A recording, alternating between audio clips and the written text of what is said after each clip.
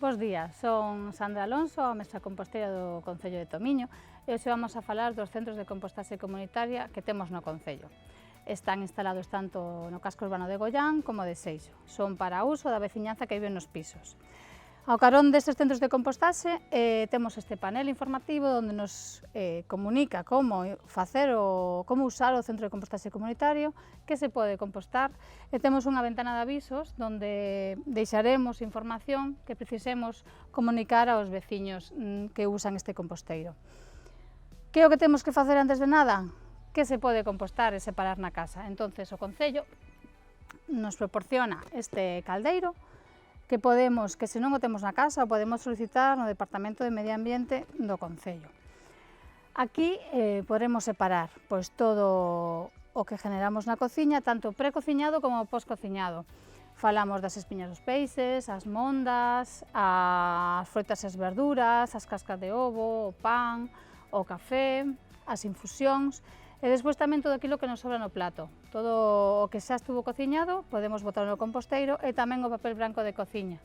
Incidir que sea branco. Non poderemos usar papéis con colores porque teñen tintes que poden contaminar a compostaxe, o compost final. E con isto pois, xa podemos pasar a facer a explicación in situ no propio centro de compostaxe. Así que alá imos. Unha vez localizamos o noso centro de compostaxe comunitaria na página web, nos achegamos a él e temos que identificar o módulo de aporte, que será o único que non ten candado. Todos están pechados e nos acercamos ao que vemos que non ten candado. Aquí o abrimos e podemos baleirar o noso caldeiro nun montonciño para que nos sexa máis sinxelo poder cubrir co estruturante. Ao carón de cada centro de compostaxe comunitaria temos un caixón de estruturante, que son restos de poda triturada do Concello. Aquí atopamos un caldeiro e un rastrillo que vamos a usar para poder encher e cubrir os nosos restos de lixo que botamos no composteiro. Temos que ter en conta que se non alcanzamos ben a coller o estruturante, temos unha pestañiña aquí que podemos baixar e así alcanzar mellor. E agora cubrimos ben os nosos residuos co estruturante que acabamos de coller no caixón. Temos que deixalos ben cubertos para que non haxa problema de cheiros e o veciño que ven despois non se atope con os nosos residuos.